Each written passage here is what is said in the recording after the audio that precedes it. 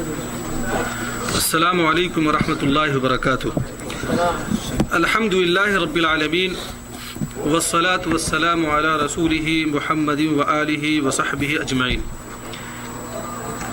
بھائیو، اس سے پہلے ہم نے جو ہے یہ دینی تعلیمات اس کتاب کا درس ہم نے شروع کیا تھا اور یہ سلسلہ کافی دنوں تک جاری رہا. بیچ میں جو ہے ہم نے اس کو چھوڑ دیا تھا. پھر اس سلسلہ کو دوبارہ ہم شروع کر رہے ہیں. دینی تعلیمات کے چند چیپٹرز ہمارے جو ہے ہو چکے ہیں. طہارت کے اور توحید کے ابواب یہ سارے جو ہم نے کیا ہے الحمدللہ مکمل کر لیا ہے. آج سے ہم جو ہے مسائل نماز کے مسائل یہاں سے جو ہے ہم شروع کرتے ہیں دوبارہ. گزارش یہ ہے کہ آئندہ ہفتے سے جن بھائیوں کے پاس یہ کتاب ہے براہ مہربانی وہ کتاب اپنے ساتھ لائیں اور باضابطے طور پہ پھر انشاءاللہ اس کتاب کو شروع کریں گے. شروع میں مختصر جو ہے 10-15 منٹ جو ہے کسی خاص ٹاپک پہ، جیسے میں نے آج جو ہے غلو کے تعلق سے میں نے بولا 10-15-20 منٹ بس مختصر بیان کرنے کے بعد باذن اللہ یہ کتاب جو ہے شروع کر دیا جائے گا. ٹھیک ہے، تو مسائل نماز کے تعلق سے چند باتیں ہیں. پہلی بات یہ ہے کہ ارکان اسلام میں نماز 2 رکن ہے. یعنی اشہد ان لا الہ الا اللہ و اشہد ان محمد رسول اللہ کے بعد جو ہے 2 رکن کون ہے؟ نماز ہے.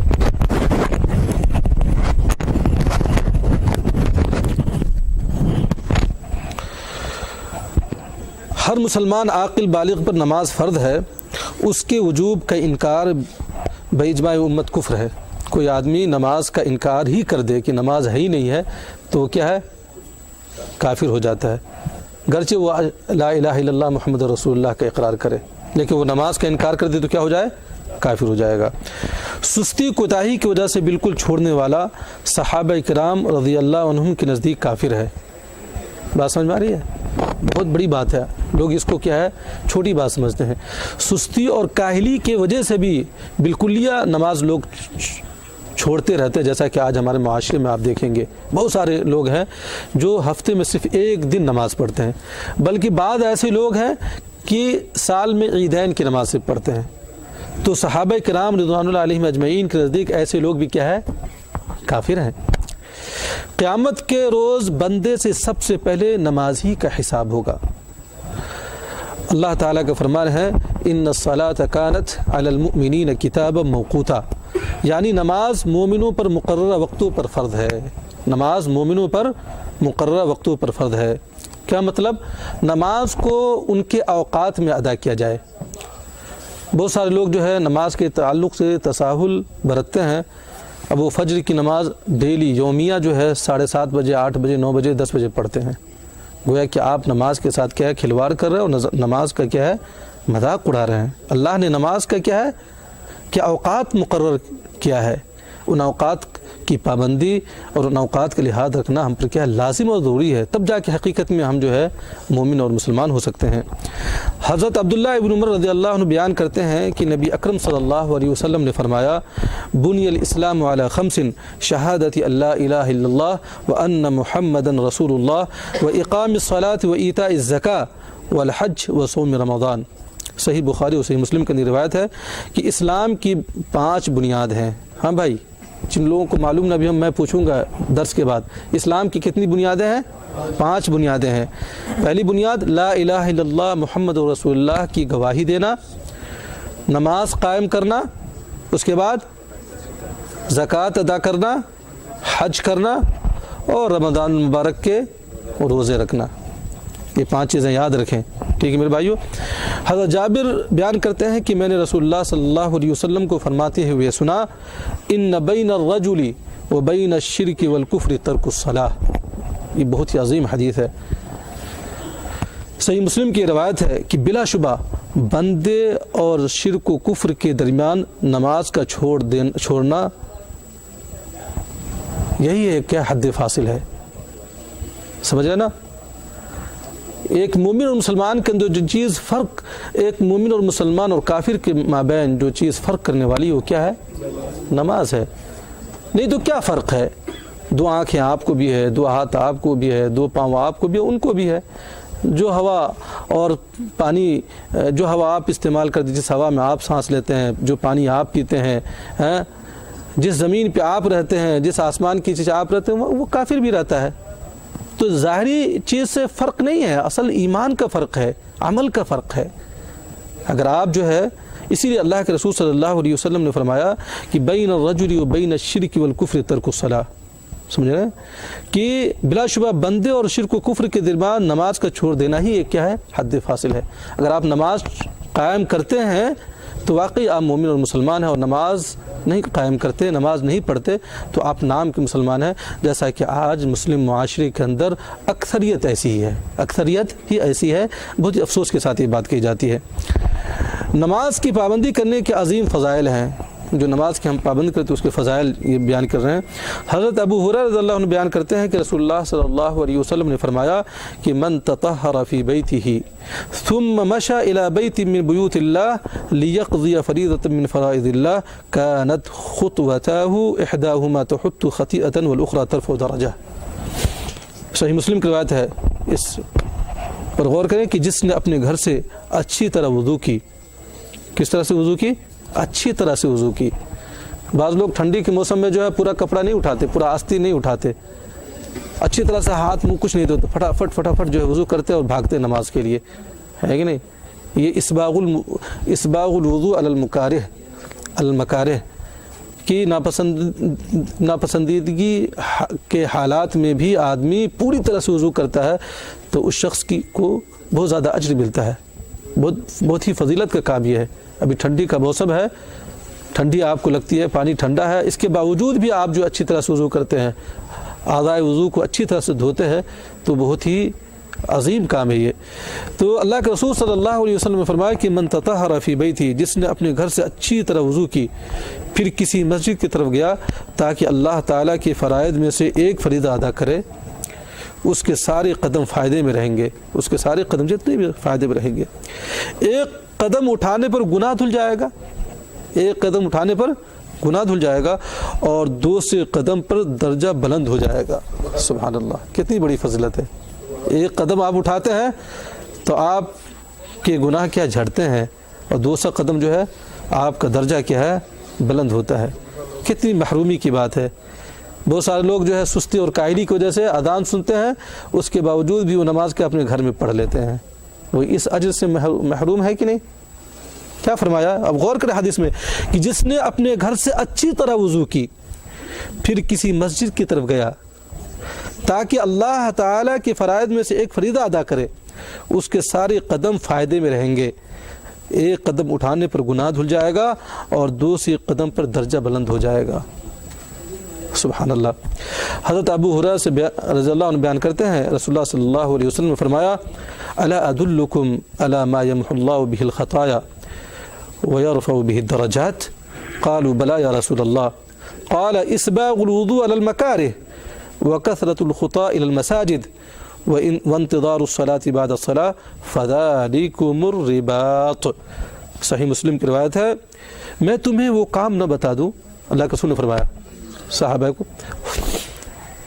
صحابی کو مخاطب کر کے، میں تمہیں وہ کام نہ بتا دوں جن کی برکت، میں تمہیں وہ کام نہ بتا دوں جن کی برکت سے اللہ تعالیٰ گناہوں کو دھوتا ہے اور درجات بلند کرتا ہے۔ غور سے سنیں، صحابہ نے عرض کیا ضرور یا رسول اللہ۔ فرمایا تکلیف دہ حالات میں اچھی طرح وضو کرنا، جیسا کہ ابھی میں نے بیان کیا، تکلیف دہ حالات میں اچھی طرح سے وضو کرنا، مسجدوں کی طرف زیادہ چل کر جانا، ایک نماز کے بعد دوسری نماز کا انتظار کرنا۔ کتنی چیزیں اس کے اندر؟ 3 چیزیں۔ پہلی چیز اسباغ الوضوء علی المکارہ، تکلیف دہ حالات میں اچھی طرح وضو کرنا، پہلی بات۔ مسجدوں کی طرف زیادہ چل کر جانا، دوسری بات پہلی، اور یہ دوسری بات ہو گئی ایک نماز کے بعد دوسری نماز کا انتظار کرنا۔ اور اس کو کیا کہا اللہ کے رسول صلی اللہ علیہ وسلم نے؟ یہی مقام رباط ہے۔ مقام رباط کا مطلب کیا ہے؟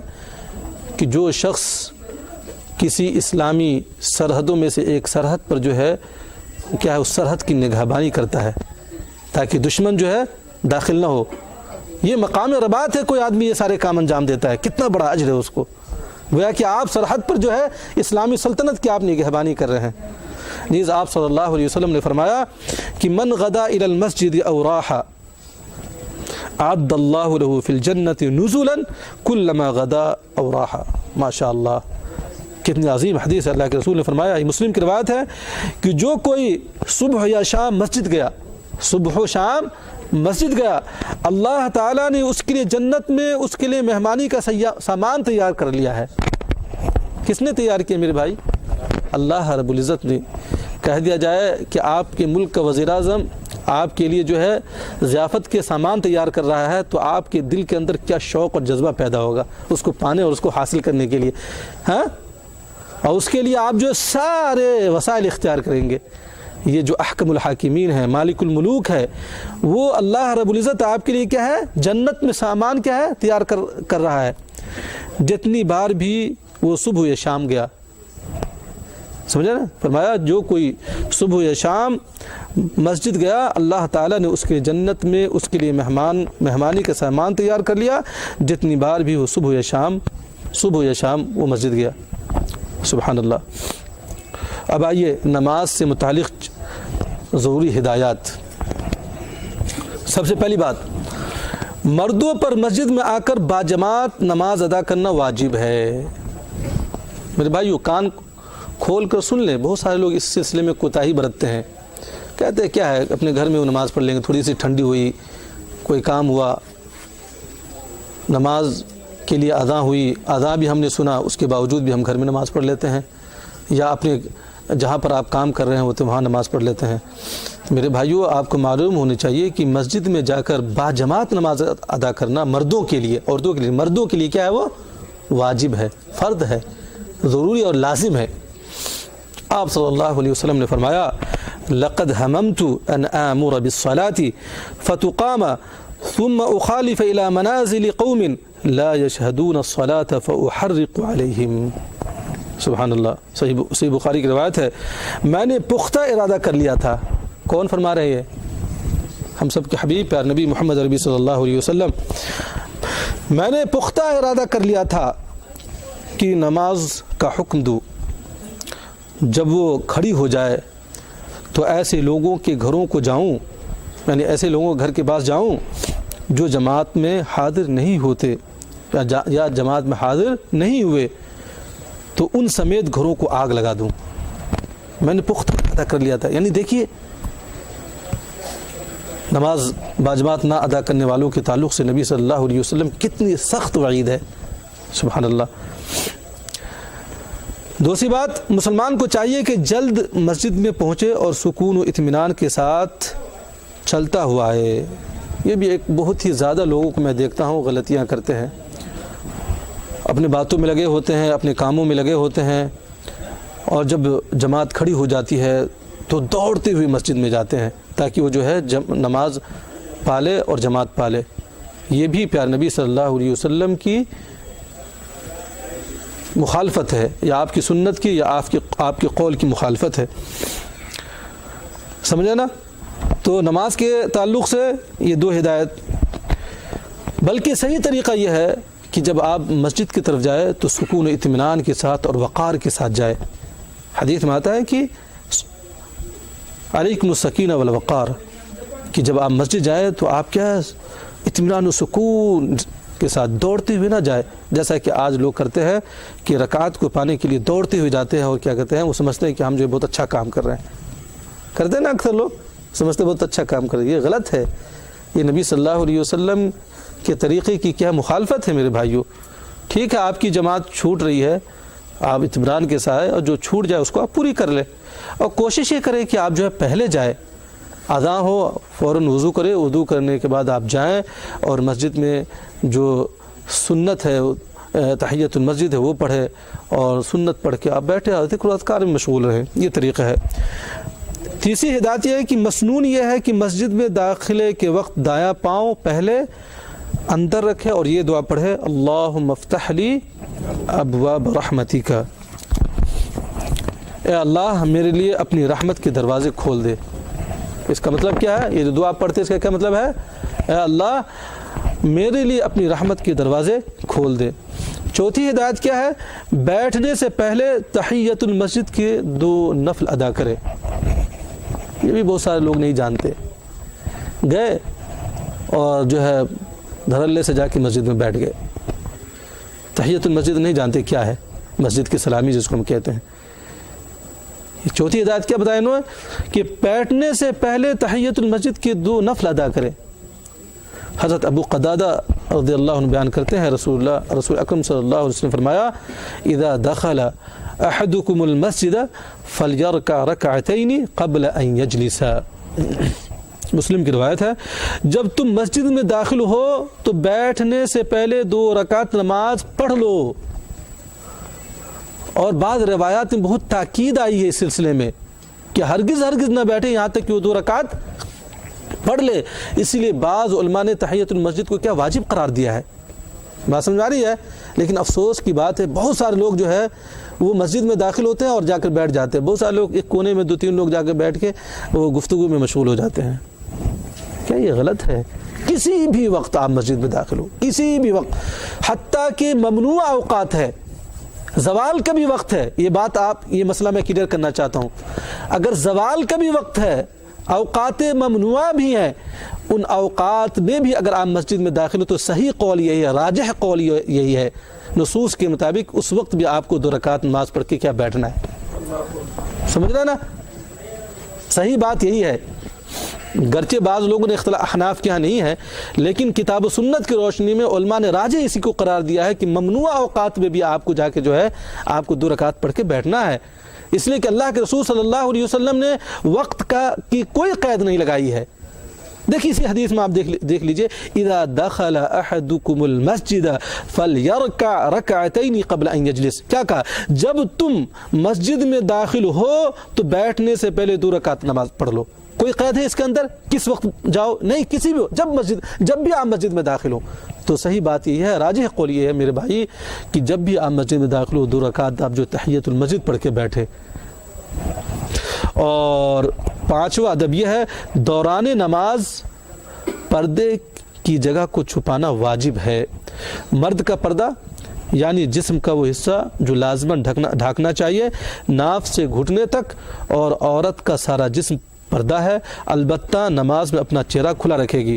اگر نماز کے وقت کسی غیر محرم کا مرد کا سامنا ہونے کا خدشہ ہو تو پھر چہرہ چھپانا ضروری ہے۔ اب ہماری بہت ساری بہنیں یہ خواتین یہ سمجھتی ہیں، حتیٰ کہ وہ دیکھیں مسجد حرام میں جاتی ہیں تو وہ سمجھتی ہیں کہ ہم بلد الحرام میں ہیں، سارے کے سارے لوگ فرشتے ہی ہیں، چہرہ کھول کے وہ گھوم رہی ہوتی ہیں جہالت کی وجہ سے۔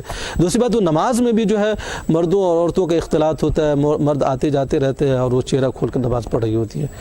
نہیں، اگر وہ گھر میں پڑھ رہی ہیں، تنہا پڑھ رہی ہیں، عورت اگر تنہا نماز پڑھ رہی ہے گھر میں تو ٹھیک ہے وہ چہرہ کھول سکتے، لیکن اگر غیر محرم کا آنا جانا ہے اور غیر محرم کے دیکھنے کا خدشہ ہے تو ایسی صورت میں وہ چہرے کو بھی کیا ہے ڈھانکیں گے۔ اور مرد کے لیے کیا ہے، کیا بتایا، کہاں سے کہاں تک ہے میرے بھائیوں؟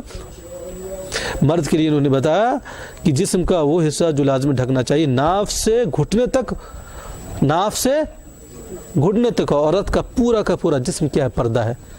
عورہ جو یہ عربی لفظ ہے، کیا عورہ یہ عربی لفظ، اور عورہ کا معنی ہی ہوتا ہے پردہ، عورہ کا معنی ہی پردہ ہے۔ لیکن آج تو لوگوں کا بابا آدم ہی نرالا ہے۔ آج لوگ جو اپنے جسم کو ڈھانکتے ہیں اور عورتیں اپنے جسم کو کیا ہے، ہر چیز میں عورتوں کی نمائش ہو رہی ہے۔ اور اس کو جو ہے کیا کہتے ہیں، اپنے آپ کو لوگ یہ سمجھتے ہیں کہ ہم جو ہے بہت ہی مثقف، سویلائزڈ اور بہت ہی مہذب لوگ ہیں، اور جو عورتیں پردہ کرتی ہیں ان کو کہتی ہیں یہ کیا ہے، متخلفہ اور یہ پچھڑے ہوئے لوگ ہیں، تہذیب و ثقافت سے یہ دور ہے، یہ عورتیں یہ سمجھتی ہے۔ بالکل جو ہے لوگ فطرت کے عکس ہو گئے ہیں۔ تو بہرحال اللہ ہمیں جو ہے اور ہمارے عورتوں کو پردہ کرنے کی توفیق عنایت فرمائے۔ چھٹا ادب کیا ہے، قبلہ رخ ہو کر نماز پڑھنا واجب ہے اور یہ قبولیت نماز کی شرط ہے۔ قبلہ کیا ہے، یہ نماز کی کیا ہے، شرط ہے۔ ہاں اگر کوئی بیماری یا مجبوری ہو، دوسری بات ہے، البتہ سفر میں نفل نماز پڑھتے ہوئے قبلہ سے ہٹ گیا تو کوئی بات نہیں، سفر میں ہے اور جو قبلہ سے اگر ہٹ کے اگر آپ نے کوشش کی اور آپ جو ہے مثال کے طور سواری پہ آپ نماز پڑھ رہے ہیں لیکن سواری جو ادھر ادھر ہو گئی اور نماز پڑھتے رہیں، کوئی حرج کی بات نہیں ہے۔ ساتواں جو ہے نماز کو وقت پر ادا کرنا چاہیے، وقت سے پہلے نماز صحیح نہیں ہے، وقت سے پہلے بھی کیا نماز صحیح نہیں ہے، اور وقت کے بعد پڑھنا بھی حرام ہے۔ کیا مطلب؟ آپ معمول بنا لیں کہ فجر کی نماز آپ 8 ساڑھے 8 بجے پڑھیں ہمیشہ، یہ حرام کام ہے۔ لیکن کبھی ایسا ہوا کہ آپ سوئے اور آپ کی آنکھ لگ گئی اور آپ کی نیند کھلتی ہے 7 ساڑھے 7 8 بجے، کوئی حرج کی بات نہیں ہے۔ اللہ رب العزت یہ ایسا ہمارے نبی صلی اللہ علیہ وسلم کے ساتھ بھی ہوا سفر میں جو مشہور ہے۔ تو جان بوجھ کر نہیں کرنا ہے، لیکن انسان ہے، خطا اور نسیان جو آپ کے بس میں نہیں، آپ کی آنکھ لگ گئی، آپ سو گئے، فوراً آپ جو ہے بیدار ہوئے، آپ نے وضو کیا اور وضو کر کے آپ نماز پڑھ لیں۔ اب بہت سارے لوگ کیا کرتے ہیں، وہ جو ہے اگر زوال کا وقت ہے تو زوال کو ختم ہونے کا انتظار کرتے ہیں، یا صبح طلوع شمس ہو رہا ہے تو نہیں اب طلوع شمس پوری طرح سے ہو جائے گا تب کریں گے، یا غروب آفتاب، یہ غلط ہے، نہیں ہے۔ من نام او نسیھا فلیصلیھا اذا ذکرھا، حدیث میں آتا ہے کہ جو آدمی نماز سے سو جائے یا بھول جائے تو جیسے ہی اس کو یاد آئے یا وہ بیدار ہو فوراً کیا وہ نماز پڑھ لے، کوئی انتظار نہیں کرنا ہے آپ کو، سمجھ رہے نا؟ تو یہ مطلب ہے۔ تو نماز کو وقت پر ادا کرنا چاہیے، وقت سے پہلے نماز صحیح نہیں، اور وقت کے بعد پڑھنا بھی حرام ہے، ٹھیک ہے، یہ مطلب۔ اور 8واں ادب یہ ہے نماز کے لیے جلد پہنچنا چاہیے، کوشش کر کے پہلی صف میں بیٹھنا چاہیے اور نماز کا انتظار کرنا چاہیے۔ ان تمام کاموں کا عظیم ثواب ہے۔ حضرت ابو ہریرہ رضی اللہ عنہ بیان کرتے ہیں کہ آپ صلی اللہ علیہ وسلم نے فرمایا لو یعلم الناس ما فی النداء والصف الاول ثم لم يجدوا الا ان يستهموا عليه لاستهموا ولو يعلمون ما في التهجير لاستبقوا اليه۔ صحیح بخاری کی روایت اور صحیح مسلم نے بھی اس میں بھی ہے یہ روایت، فرمایا کہ اگر لوگوں کو معلوم ہو جائے کہ اذان کہنے اور پہلی صف کا کس قدر اجر ہے، اذان کہنے مؤذن، سمجھ رہے نا، اگر لوگوں کو معلوم ہو جائے کہ اذان کہنے اور پہلی صف کا کس قدر اجر ہے، تو اگر ان کو قرأ اندازی کے ذریعہ فیصلہ کرنا پڑے تو قرأ اندازی کرتے، اور اگر ان کو جلد مسجد پہنچنے کا اجر کا علم ہو جائے تو وہ مسجد کی طرف دوڑ لگا دیتے، سمجھ رہے نا، اتنا اجر ہے پہلی صف میں اور پہلے جانے کی۔ نیز آپ صلی اللہ علیہ وسلم فرمایا لا يزال احدكم في صلاة ما دامت الصلاة تحبسه، متفق علیہ روایت ہے۔ تم اس وقت تک مستقل نماز میں ہوتے ہو، غور کر اس حدیث کے اندر، تم اس وقت تک مستقل نماز میں ہوتے ہو جب تک نماز تم کو روکے ہوئے ہوتی ہے۔ جب تک آپ مسجد میں ہوتے ہیں، آپ کس میں ہوتے ہیں؟ نماز میں ہوتے ہیں۔ اب آئیے اوقات نماز، نماز کے اوقات۔ نماز ظہر کا وقت زوال آفتاب سے لے کر 1 مثل سائے تک ہے۔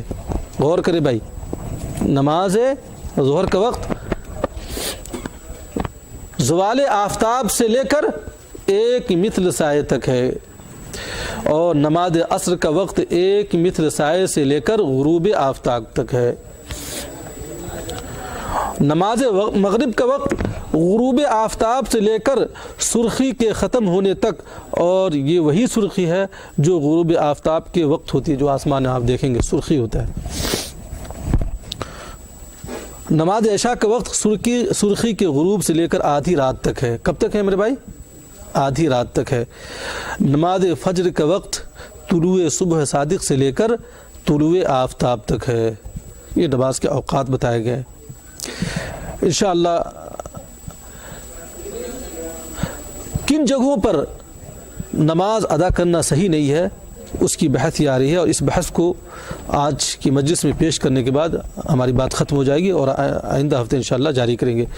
کہا کہ جہاں نماز ادا کرنا صحیح نہیں، یہ بھی تو معلوم ہونا چاہیے کہ کہاں نماز ادا کرنا صحیح ہے اور کہاں نماز ادا کرنا صحیح نہیں ہے۔ تو پہلی بات یہ ہے کہ قبرستان، ہاں بہت اہم مسئلہ یہ، سنیں میرے بھائیو، کیا فرمایا؟ قبرستان اور حمام۔ کہاں؟ قبرستان اور حمام۔ قبرستان کس کو کہتے ہیں؟ جس کو عربی میں مقبرہ کہا جاتا ہے اس کو اردو میں کیا کہا جاتا ہے؟ قبرستان کہا جاتا ہے. اگر وہاں اس کو بھی قبرستان کہیں گے جہاں پر ایک قبر بھی ہو. جیسے مثال کے طور پر آج ہمارے ملکوں میں جو ہے مزارات بنایا جاتا ہے, کسی ولی کسی پیر کا مزار جو ہے خصوصی طور پہ جو ہے ایک جگہ جا کر بنا دیتے ہیں ان کے احترام میں, ان کی یا مسجد میں. وہ بھی مقبرہ ہو گیا, وہ بھی قبرستان ہو گیا. اور نبی صلی اللہ علیہ وسلم نے قبرستان اور حمام میں نماز پڑھنے سے کیا ہے؟ منع فرمایا ہے. اللہ کے رسول صلی اللہ علیہ وسلم فرمایا کہ الارض کلها مسجد الا الحمام والمقبرہ. اس کی روایت ہے یہ, ساری زمین نماز کے قابل ہے, اللہ کی ساری زمین کیا نماز کے قابل ہے سوائے حمام کے اور قبرستان کے. کیا پتہ چلا؟ نہ حمام میں آپ نماز پڑھ سکتے ہیں اور نہ قبرستان میں آپ جو ہے نماز پڑھ سکتے ہیں. لیکن آج تو دیکھیے ماشاءاللہ خصوصی طور پہ یہ اہتمام کیا جاتا ہے کہ ہماری مسجدوں کے اندر جو ہے قبر بنا, کسی بزرگ کی قبر کو ڈالی جاتی ہے. اس کا ثبوت اللہ کے رسول صلی اللہ علیہ وسلم صحابہ کرام کے زمانے میں نہیں ملتا میرے بھائیوں, کہ کسی بھی صحابی کی قبر کو خصوصی طور پر کسی خاص مسجد کے اندر بنائی گئی ہو. اس کا کوئی ثبوت نہیں ملتا. یہ بعد کے لوگوں نے اس خرافات کو کیا ہے, ان خرافات کو کیا ہے ایجاد کیا میرے بھائیوں, بدعتوں اور کیا ہے شرک کے دروازوں کو کھولا. البتہ نماز جنازہ قبرستان میں بھی جائز ہے. ہاں ایک بات سمجھ لیں, البتہ نماز جنازہ آپ قبرستان میں پڑھ سکتے ہیں, لیکن عام نمازیں جو ہے آپ قبرستان میں نہیں پڑھ سکتے. اس کے بعد بتایا قبر کی طرف رخ کر کے نماز پڑھنا. حضرت ابو مرثد الغنوی رضی اللہ عنہ بیان کرتے ہیں رسول اکرم صلی اللہ علیہ وسلم نے فرمایا لا تصلوا الى القبور ولا تجلسوا علیہا, لا تصلوا الى القبور ولا تجلسوا علیہا. صحیح مسلم کی روایت ہے, قبروں کی طرف نماز نہ پڑھو اور نہ ان پر بیٹھو. دونوں چیزوں سے منع کیا گیا. قبروں کی آپ اپنے مثال کے طور پہ کسی بزرگ کی قبر ہے اور جو آپ تبرکن آپ جاتے ہیں اور کیا کہتے ہیں زیادہ سے زیادہ مجھے اجر ملے گا, آپ قبر کی طرف جا کے آپ نماز پڑھتے ہیں, تو یہ آپ کی نماز کیا ہے؟ غلط ہے, یہ حرام ہے. ایک طریقہ کیا ہے؟ حرام. اللہ کے رسول نے روکا ہے. اور تیسری بات, اونٹوں کے باڑے میں نماز ادا کرنا. اونٹوں کے باڑے میں نماز ادا کرنا, یہاں بھی نماز ہے, اس لیے کہ اونٹ ایک خطرناک جانور ہے. وہ جو ہے جب بدکتا ہے نا وہ تو ڈائریکٹ انسان کے کیا ہے سر پر حملہ کرتا ہے اونٹ. آپ کو معلوم ہونا چاہیے اللہ کے رسول صلی اللہ علیہ وسلم نے کتنی اچھی رہنمائی فرمائی ہے. جہاں اونٹ رکھے جاتے ہیں اللہ کے رسول نے فرمایا لا تصلوا فی اعطان الابل. ترمذی کی روایت ہے اونٹوں کے باڑ میں نماز نہ پڑھو, یعنی جہاں پہ اونٹ باندھا جاتا ہے. اسی طرح ناپاک مقامات بھی جائز نہیں ہیں. تو میرے بھائیوں نماز کے تعلق سے چند مسائل ہیں. اب باذن اللہ آئندہ ہفتے نماز کا طریقہ جو ہے سنت نبوی کے مطابق انشاءاللہ آپ حضرات کے سامنے بیان کیا جائے گا. اللہ ہمیں جو ہے دین کی صحیح تعلیمات سیکھنے اور اپنی زندگی میں نافذ کرنے کی توفیق عنایت فرمائے. آمین. وآخر دعوانا الحمدللہ رب العالمین. والسلام علیکم ورحمۃ اللہ وبرکاتہ.